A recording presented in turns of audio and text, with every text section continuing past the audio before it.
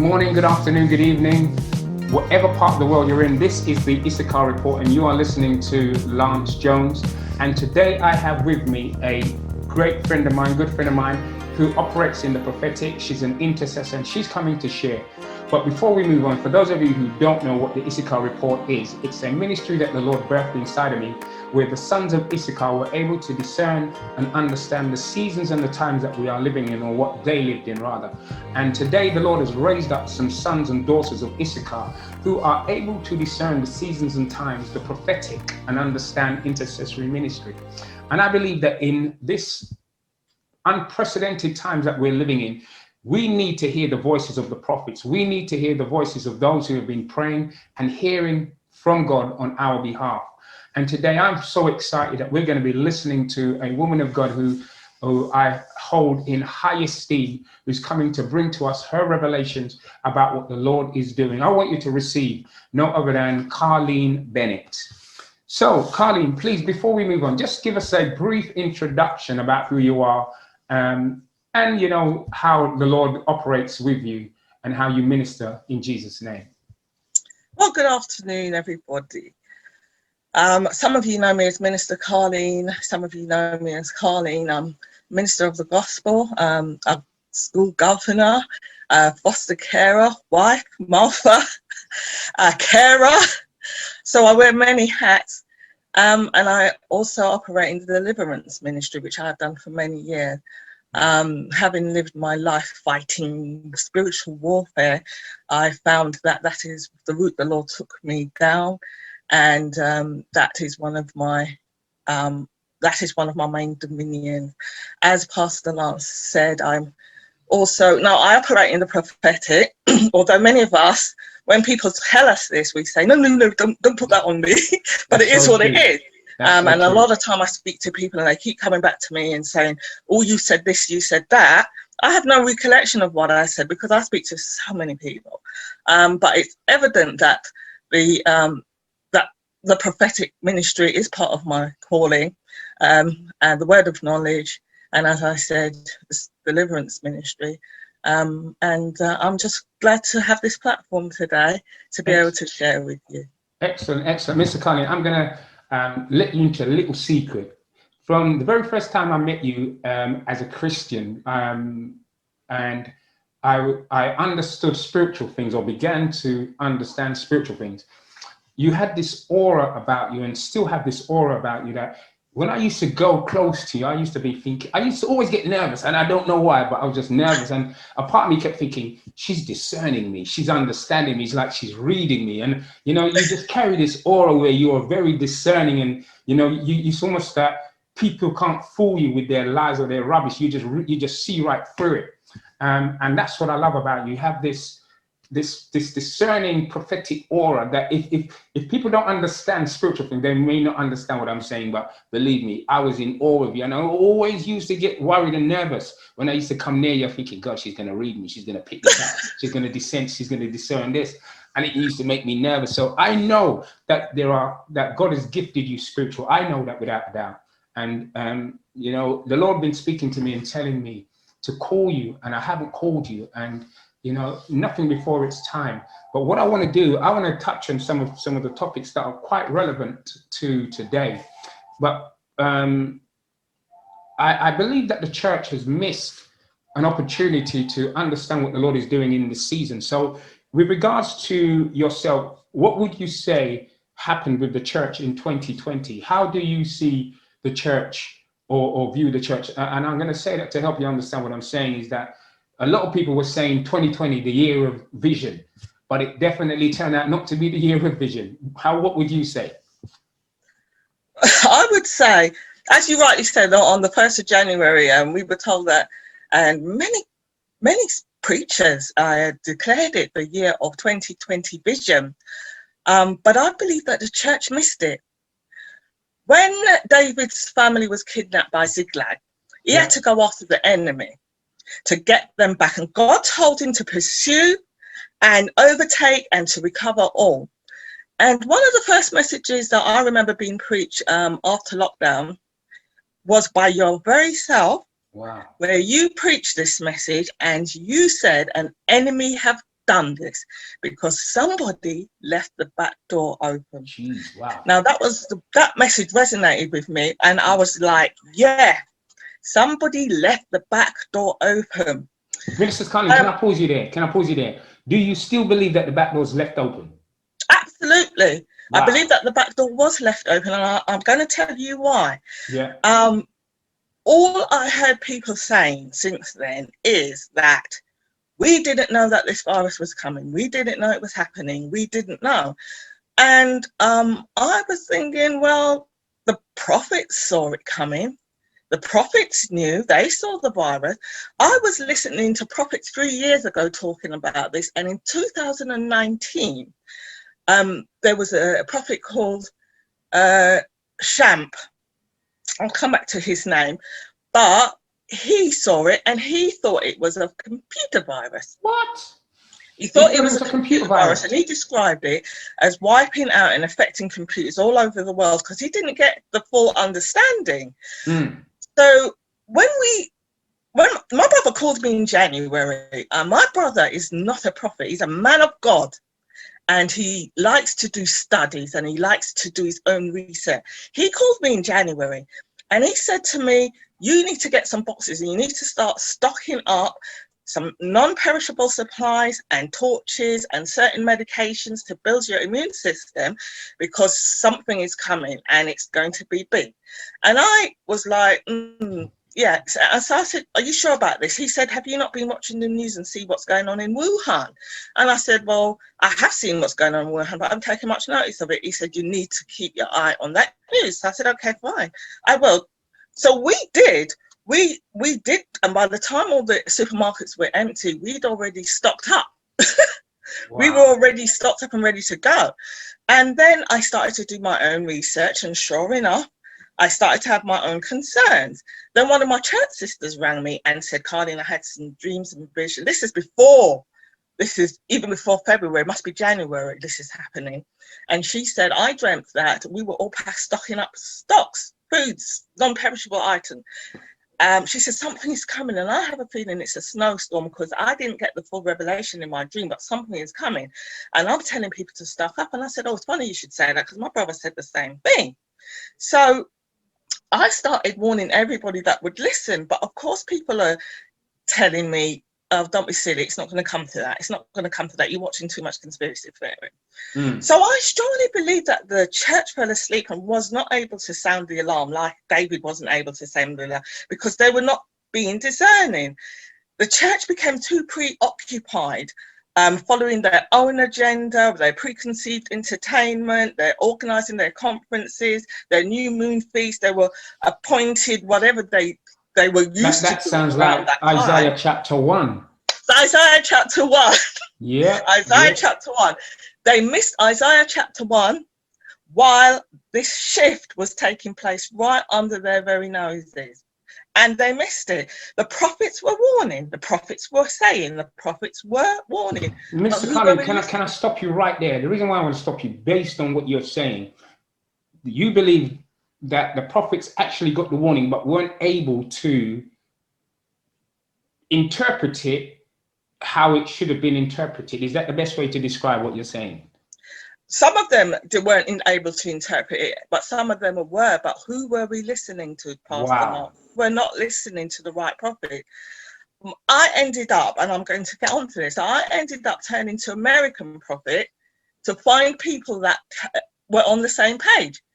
And I was curious, and I'm thinking, where are the British prophets? Why am I not finding I'm so sorry to cut you. I know you're on a flow, but you know what? You just said something that helped me to understand why I'm doing what I'm doing now. And listen, I was questioning God, saying, Lord, what's happening? What's happening? And because I couldn't hear no voices coming from the UK, I started to look to the US. And all I kept thinking, they're talking about the politics, they're talking about politics, they're talking about the Trump agenda. And I'm thinking, I want to hear what's happening in England. So Minister Carleen, I'm glad that God is not just speaking to me alone in this area. So please, I'm going to try my best not to interfere, let you flow. Don't interrupt, it's absolutely fine. That's absolutely fine. But as you said, you know, I was looking, I'm trying to find, people have heard of Matty Nataj, and even the prophet that spoke about what was going to happen in the Bahamas. You know, I was looking for somebody, but I found them in America. Yeah. All the American prophets were on the same page, and they were all saying the same thing. So that's where I ended up sticking with the American prophet. So during lockdown, I'm going to tell you about a movie I watched. So many of you might have heard of Pearl Harbor, because I found that movie indicative of the church. I ended up watching it several times. Wow. Because it made me understand what happened to our churches. And the long and short of it is that in that movie, Japan came and attacked America because they let their guards down and everybody fell asleep and they became comfortable. They became comfortable because Japan had made a peace treaty with them and told them they weren't going to trouble them, but they broke the peace treaty right under their noses and nobody knew they were going to do it. One commander warned them that I have a feeling that Japan is coming for us. And they said to him, why do you say that? And he said, because that is what I would do. The fact that we cannot locate their arsenal, the fact that we can't find their fleet of ships, the fact that we can't find their planes tells me that they're planning some sort of attack. And I called him the one prophet. And the reason why I call him the one prophet, because of the ranking that he was in, nobody paid him no attention. So we will find prophet that came out of the woodworks after the event, but because of their ranking, nobody was paying them no attention. The little sister that I said in my church, no one would have paid her no attention. Oh, She's just a church sister. Wow, that's good. Just a church sister.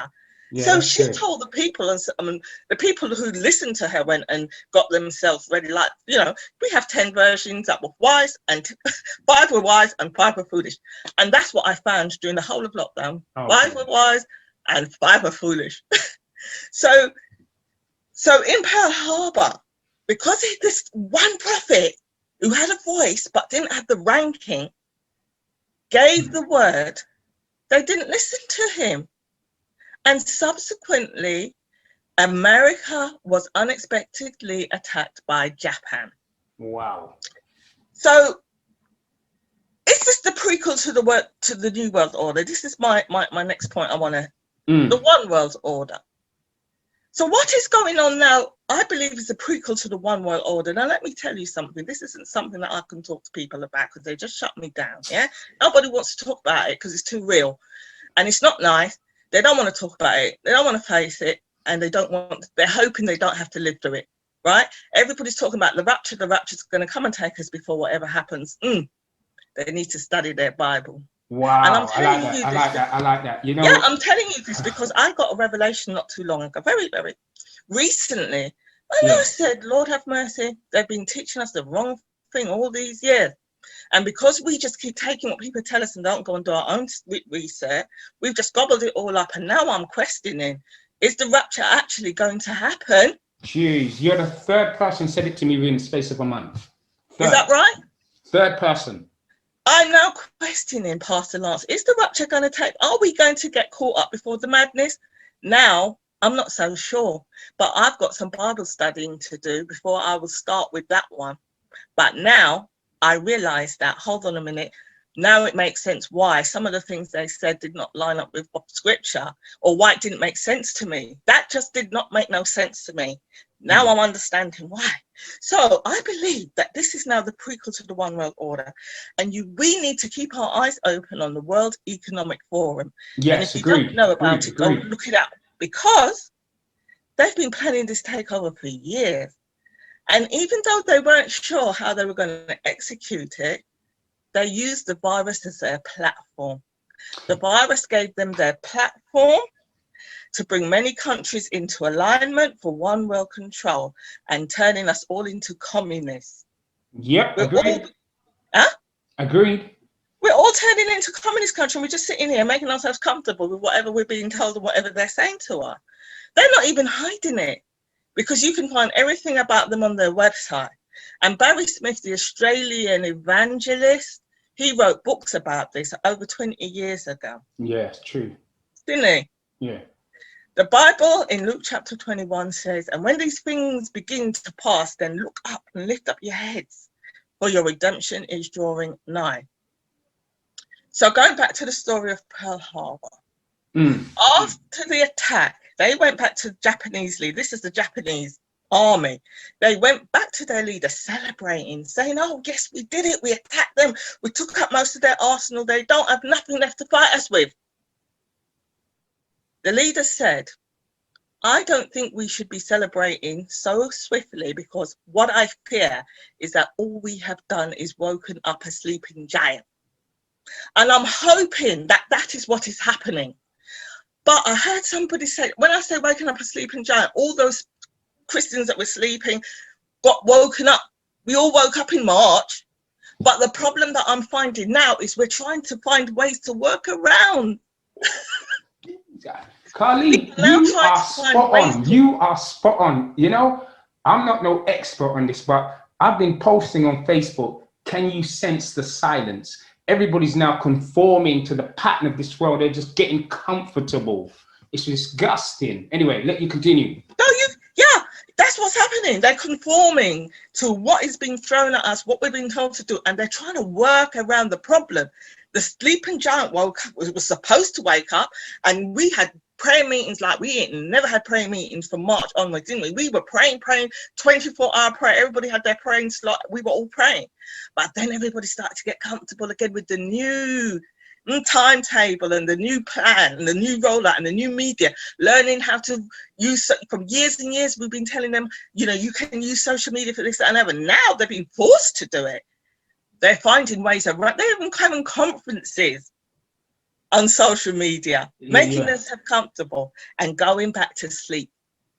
Wow. So I love that. I love that. Can you repeat that again, please? I don't want no one to they're making themselves comfortable. They're working around the problem. They're figuring away plans around the problem, still holding their conferences, this and that. But they're all falling asleep again. I'm glad you said it. Yeah. So now the church is falling asleep on the job. And while I was waiting to hear the church step up to the plate, like at the beginning of last year, and tell us how to arm ourselves and how to prepare ourselves and tell us what I was hearing, get stocked up, I didn't hear that. I didn't hear that at all. And that's why I ended up having to turn to the American prophet. So we are watching prophecy unfold before our very eyes right now, but the church is not understanding the signs of the times. We are not understanding it. Luke 21 tells us there will be signs in the sun, the moon, the stars, on the earth, dismay among nations, in perplexity at the roaring of the sea and the waves. That's not pertaining to bodies of water, but rather to the nations roaring in discontentment, anger, rebellion, and war. Men fainting from fear, which we see every day, and the expectation of the things which are coming upon the world. For the powers of the heavens will be shaken. And we are seeing everything that can be shaken will be shaken. But where will we be when it is all over? So the next point I want to raise with you is, should Trump be in power, and why should Trump be in power? Do you know that there was a great debate taking place online on Facebook, and you had Biden champions, you had Trump champions, and it was getting silly. But anyway, I want to hear your view. Oh no, we need to talk about that afterwards, because no, I didn't know. Okay. So I'm touching on now, why should Trump still be in power? Now I know I'm going to get slated for this revelation. But despite what anybody thinks about the man, I believe that he is the Cyrus for this season. Not only was he the 45th president put in place in America, but you find him in Isaiah chapter 45. Wow. That is where you find Cyrus. Yeah. A man that did not even know God. But God said, you see this man here? I need to use him for my purpose, because nobody knows him. Nobody knows about him. They're not expecting him, but King Cyrus is who I'm going to appoint to bring down all the nonsense that everybody's trying to hide.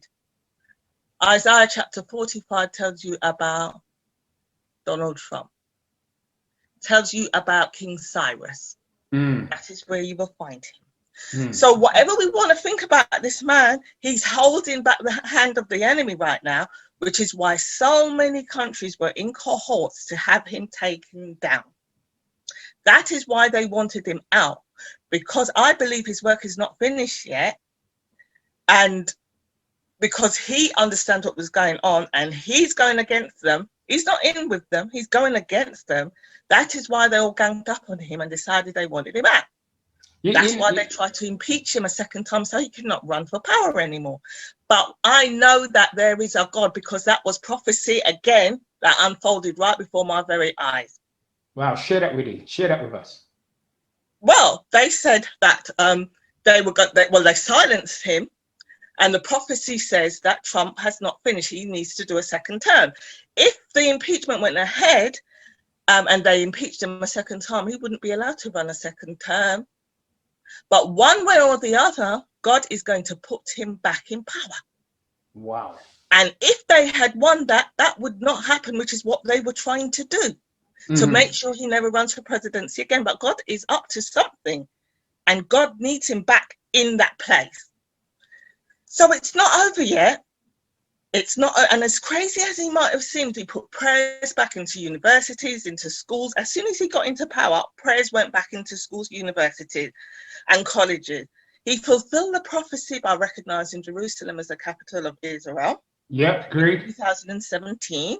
Yeah. He recognizes what is being unleashed throughout the world, and he knows more than he's allowed to say, and a lot of his messages are underlying messages, and this is for us to do our research. But most of the time everybody's trying to criticize him and find fault with him, not realizing that he's giving us important information that we need to go research. Yeah, agree. A lot of people did not learn how to read that man. When his wife wears certain clothes past the lamp, she was putting out a message. When she wore that light blue suit past the lamp, she was telling the people that they don't finish going after the people who assassinated that president. Who was it that put assassination? Kennedy. Yeah. The message she was putting out by wearing almost identical clothes to her was that we don't finish with this one yet. We're going after the people that assassinated them. You see how deep that was, and people missed it. That's what I'm saying. There's subliminal messages that they put out there for us to go and do. She wore this green coat. I can't remember, trench coat. It was green and it had a message behind it. People thought, oh, let's go and buy the coat because it's a nice coat. It looks lovely on her. She was putting out a subliminal message. Yes, I remember that. They missed it. It even had a narrative on the back of it. Yep. There was a reason for the narrative, and people missed it. It's not done yet. So Trump knows a whole lot more than he's allowed to say right now. You see that he wasn't running away from the virus? Did you see that he kept telling people? They all ridiculed him, telling him this, that, and the other, that he's not taking it seriously and he just wants to kill off everybody. There was a reason for it. But the time is coming when a whole load of nonsense is going to be exposed, and it's going to happen very shortly. And if you never heard of QAnon, go and do your research. I'm not going to give you that information. I do know about them. Yeah, and they do. Good. Yeah. Because so for the sake of the audience watching, go and do your own research about QAnon. And a lot of what Mr. Carleen is talking about, it is not conspiracy theory. It's easy to disqualify the truth and some things by labeling it as conspiracy theory. Do your own research, satisfy your own selves. Mr. Carleen, continue. Correct. And that's why they couldn't impeach him a second time past the lance, because his work is not done yet. So going back to Pearl Harbor, that movie, the Americans came up with a strategy where they used a fraction of their planes to wipe out Japan. And they ended up wiping out God gave them a strategy to follow. And he told them, one man, again, I can't remember the president that was in power at that time. His name escapes me. But I remember in that movie, he sits down at that table, he can't walk, he's in a wheelchair. And they said to him, what you're asking us to do, we cannot be done. Because he wanted them to go after them. I remember the film, yeah. I remember the scene. Yeah, I remember. And he literally pushes himself out of the wheelchair. And when his aide comes to him, he says, don't touch me. Don't touch me. And he stands up against that table and he says, do not tell me that this cannot be done. And again, Pastor Lance, it just took one person, one person that God gave a strategy to say, right, go after them like this and you will defeat them. Hallelujah. Oh, glory. That's good. That's good. Yeah. You know, Minister Carleen, we have been praying, God, give us a strategy. And our intercessors have been asking, why is Pastor Lance always asking for strategy? Because when God gives you a strategy, you cannot fail. You can't fail. When God gives you a strategy, you cannot fail. And so he gave them a victory over Japan with just a handful of planes, Pastor Lance. So nobody else could get the glory for it. And do you notice God always does that? Yes. He always Yes. uses Yes. a minimum number. Yes. To bring victory. So nobody can't say nothing but God did this. And he done it again. So I believe they did. They took out the heart of Japan. So I believe that something explosive is about to happen. Keep your eye on America, because whatever happens over there affects the rest of the world, and a lot of people don't understand that. They think that shutting down all Trump's social media network was going to silence him, but what they didn't realize is that they were fulfilling prophecy. I heard the prophets prophesy before it even happened. And they said they have to shut him down because when things start to be exposed, nobody can say Trump did it, Trump said it, it came from Trump. And when God shows up in his glory, which he's going to, nobody will be able to blame it on Trump. Yes, I like that. Because they shut down all his social medias for a reason. So at this time, Pastor Lance, I believe that we should be interceding for our nations, which is my next point. We should be, and we need to intercede for our nations. And I feel really privileged that God should call me for such a time as this to intercede and pray for Trump, for President Trump. I feel privileged that he should just set that in my heart to pray for him and to pray for the nations. Because all the prophets that prophesied that he should be for second term, can I ask a question? Is the intercession that you're doing open to everybody, or is it just you and a group of people, or is it just you? It's just me. Well, it's not. Okay, hold on a minute. There's me and several others. We don't do it together. We do it by ourselves. There's one lady come together and constantly praying, fasting, but we are connected with each other, so we just bounce off of each other. So the reason why I'm asking that is just in case somebody says, I want to pray with you, I want to be a part, I want to connect with you. You know, what would you say then? I would say that you can give them my number. I would say to you, but this is something that I felt that the Lord had specifically called me to do. And anybody else who feels that calling, because what I'm finding is that I can't speak to anybody about this. Yeah, that's true. That's true. Can't. They just knock me down and ridicule me. So people that I thought that I was going to be able to converse with, leaders, pastors, ministers, they just ridiculed me. And I found that, hold on a minute, that we're not all on the same page here. So God has called me for this time to pray for the nations and to pray for Trump. And I call it a privilege. I see it as a privilege because even the prophets, you know, you're praying for the prophets, you're praying for people that you know are on the same page, if you like, because they weren't lying when they said that he's supposed to run a second term. The likes of Hank Kuhneman, Robin Bullock, Jonathan Carnes, Charlie Shamp, and many, many more, they weren't lying. But listen to this. I strongly believe that the church was praying amiss. Wow. The church was praying amiss and allowed the timeline to be changed. Yeah, listen, now that's good. But I want to say those names that you last mentioned, those were the prophets who you say didn't get it wrong. But, you know, there was a season after Trump didn't get elected, and just when it was doubtful whether he would, that they were stoning all of these prophets, you know? It was like time to stone them.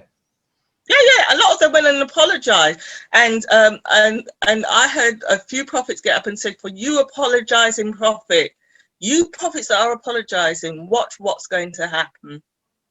Wow. So a lot of them did get up and apologize. These guys haven't apologized; they're still running with the vision. Good. And they were not lying. You know, but the church has been praying amiss and allowed the timeline, as I said, to be changed. and allowed a great deception to take place. So now the devil is operating out of his legal jurisdiction. Wow, that's Because beautiful. Biden should not be in power right now. That's beautiful. And for the sake of remaining unbiased, I can't comment, but I love what you just said. No, this is you can't comment. I'm expecting there to be an uprising in America once they realize that they've been lied to and that the devil is administering an onslaught, because he knows that he only got a short time. The devil knows he's only got a short time to create as much chaos as he can. And I want you to remind you that Hezekiah prayed in the Bible and he got his timeline changed, did he not? Yes, he did. And Jonah prayed and changed the timeline of Nineveh, even though he tried to run away from his calling. The timeline of Nineveh got changed, and the people had more time to repent. And so, because most Christians are focused on the here and now and are not discerning the future, the Bible says that we are destroyed because of our lack of knowledge. We become complacent. We want everybody to do research and hand it all down to us on a plate.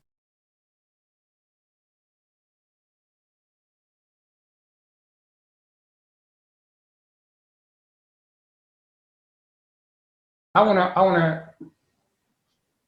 want to go back to your point you raised about the devil operating out of his jurisdiction. Somebody else mentioned that as well, and I saw it quite clearly, and now you've mentioned it. And I believe that the devil is operating in a season that he's illegally entered into. Would you agree or disagree? I agree.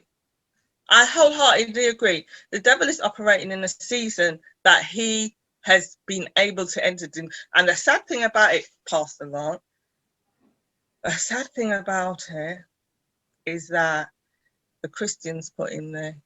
Oh, now you need to elaborate, because that one, it's like someone pressed a button on me, and I felt what you just said. I need to hear what you're saying and why you said it. I said it because anybody who voted for Biden, knowing what he stands for, prostitution to be legalized, abortions to be legalized, they are for aborting babies, murdering babies. So anybody who voted for him knowing that are accessories to murder. The Christians who voted him in are accessories to murder. Somebody challenged me about that the other day, and I thought to myself, it is what it is. It is what it is. They needed to understand what they were voting for, but evidently they didn't. So that's why I said that. So they're trying to tell me that God can change the heart of Biden and bring him in line with his plan. And I asked him, I say to them, did he change Judas's heart before he portrayed Jesus? Did he change the heart of Pharaoh? Did he change the heart of Herod? Did he change the heart of Saul? Did God change the heart of Hitler? That's good. The devil has now been unleashed, and he knows that he only has a short time to do as much damage as he can before he's reined in. They're talking about shutting down the churches, Pastor Lance. Wow. They're talking about shutting down the media platforms so that we don't have a voice anymore. They're talking about cutting us off of YouTube and all the other medias that we use and taking away our charity status. There's a big argument going on in America right now because Victory Church used one of Trump's hotels to host the conference. And they're using that as a platform to say, right, they need to lose their charity status. Why? Because they're after the churches. Let me tell you something. They're trying to silence the churches, and we better wake up and smell the coffee and understand exactly what's going on right here. Because just last week in the Telegraph, it was noted that restrictions on large gatherings are likely for the next few years. Let me read you. This is Professor Tim Spector. He says restrictions on large gatherings are likely for the next few years. The scientist who is leading the UK COVID symptoms app study has warned. Professor Tim Spector of King's College London predicted that large sporting events and big weddings with international guests will remain on hold long after the second wave recedes. The epidemiologist who provides the most up-to-date rolling study on infection levels said social distances, mask wearing and hand washing should continue into the future. So what does that tell you? They're not looking to open up no big gatherings right now. He says for the next few years at least. That's what he said in the Telegraph. You can go find it yourself. Just look it up. So then I began to question my next point, which is the vaccine. Wow. How effective is the vaccine? Every one of us has to do our own research. Nobody can't ask me what I'm doing. They can't ask me what I've decided to do because that's my business. Yeah, it's true. That's so true. It's your business. You decide. Nobody's needs to know. No. However, there was a number of questions that I asked myself to make sense of it all. You know, like the flu vaccine is here. It's been here every year, year in, year out. Yet the flu is still here, killing everybody. That was the first thing that I thought. 2 years ago, it put my uncle in the intensive care unit. Wow. And then he developed underlying issues that he never had before. And that was because he took the flu vaccine. The reason why we are told to stay inside is to break down and weaken our immune systems. Yeah, that's true. That's true. The more time we spend inside, the weaker our immune systems become. And if you're not taking colloidal silver, vitamin D, vitamin B, and black seed oil every day, you should be taking them, and you better start taking them religiously now. Wow. To build up your immune system. If you listen to the news very carefully, these are the things they were telling us not to take. So I questioned the internet with some pertinent questions. Can we stop wearing the mask after I take the vaccine? No. Can they reopen restaurants and everybody goes back to work if I take the vaccine? No. Will I be resistant to COVID? Maybe, but we don't know exactly. But it probably won't stop you from getting it. Well, at least I won't be contagious anymore to others, will I? Well, if you do get it, you can still pass it on. We don't really know. So if we vaccinate all children, will school resume and open back normally? No. If I'm vaccinated, can I stop disinfecting my hands? No. If I'm vaccinated, can I stop social distancing? No. If I'm vaccinated, can I stop disinfecting my hands? I said that one. So will cinemas, theatres, stadiums be reopened once we've all been vaccinated? It's too early to tell how effective the vaccines will work for us to conclude this. So we won't be able to gather if we take the vaccine? No. So what is the real benefit of this vaccination then? After what you said, that makes sense. What is the benefit of it? You know, if it's all of these things are no, wow, what's the point? It's not going to kill us. That's what they're telling us. The virus will stop you from dying. It won't kill you. But are you sure it won't kill me? No. So the shot does not give immunity. No. So it doesn't eliminate death, no. Doesn't prevent death, no. Doesn't guarantee that I won't get it, no. Doesn't prevent me from getting it, no. Doesn't stop me from passing it on, no. It does not eliminate the need for travel bans, does not eliminate the need for business closures, does not eliminate the need for lockdowns, does not eliminate the need for masking. Do your own research and find out what they are not telling you. That is the point. What is it that they're not telling us? I love that, Carleen. Love it, love it, love it. But I love every What is point it they're not telling us? So, on to my next point. For those of you who don't know what I'm talking, you think I'm talking folly, you need to look up the Pope signing the One World Religious Order. Again, this has not been hidden. It is on the website all over the place. In June 2020, the Roman Pope Francis and the Grand Imam of Egypt, Al-Shazir, the highest seat of learning in Sunni Islam, have signed a One World Religious Agreement titled Document on Human Fraternity for World Peace and Living Together. The agreement supports a one world fraternity of religion with the goal to bring about one world peace and government for all humanity. This was the first visit ever made by the Roman Catholic Pope to the Muslim Arabian Peninsula. This meeting and the agreement is a significant sign pointing towards the last days prophecy coming fulfillment, in that it takes the standpoint of creating a coming one world religious order that is in alignment with the biblical prophecies of Revelation. A one world order is consistently moving toward becoming a reality more and more each day, and it will undoubtedly include a one world government which is supported by a one world religion as described in Revelation chapter 13. Now, I cannot leave this platform without naming some of the other prophets that I believe have been raised up for such a time as this. If you looking for somebody who's giving you a word, they now have a now word in their mouth. Kent Christmas is one. Tommy Omi is another. Mario Murillo. Michael Champ is another. Kim Clement. Now, Kim Clement, she was one of the prophets that was prophesying one day when Donald Trump was standing up looking out his window, and his wife was admonishing him to run for presidency. But he wasn't really interested at that time. It had crossed his mind. He's probably spoken to her about it, but he weren't that. And Kim Clement put out this revelation same time, and he heard it.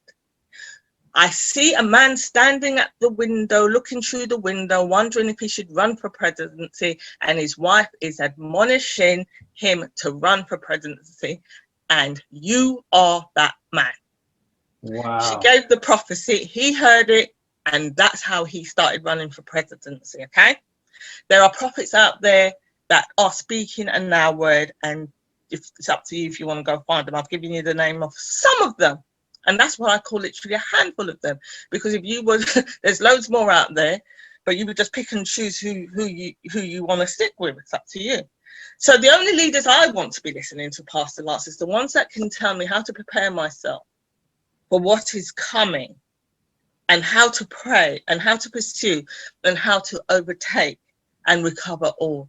The ones who can arm me and tell me how to arm myself for what is coming. Because a big reset is happening right now. Yeah, that's Are true. we prepared for it? Are we prepared for it? This is the question I want to leave with you today. Arm yourself, prepare yourself, and God bless you. Wow, Minister Carleen, that was absolutely fantastic. I know you've written a little article about what you shared, and I've already taken the liberty of uploading it on the website.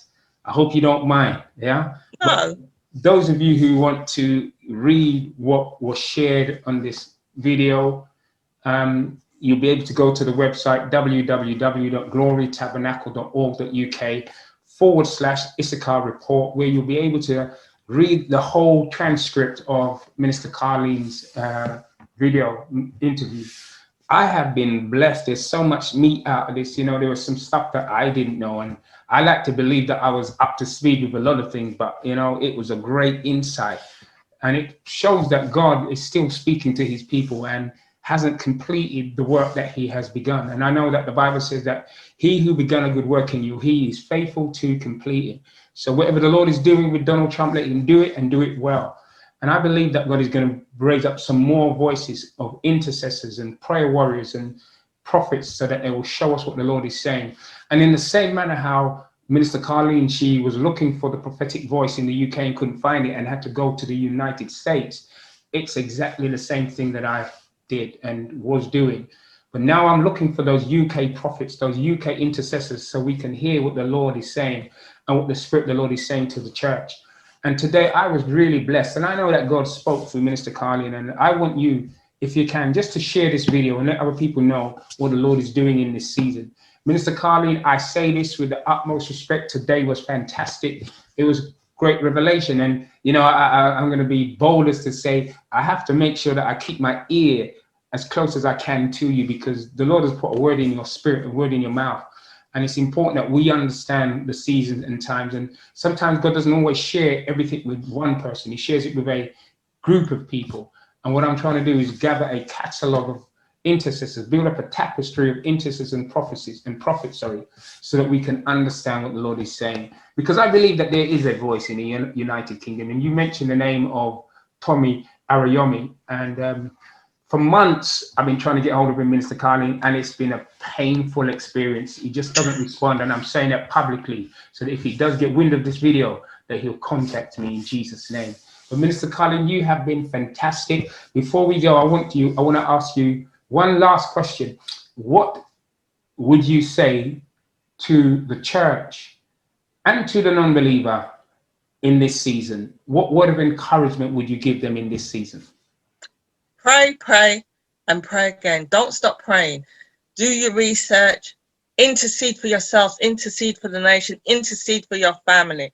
But right now, prayer is key, because prayer is what is moving the hand of God.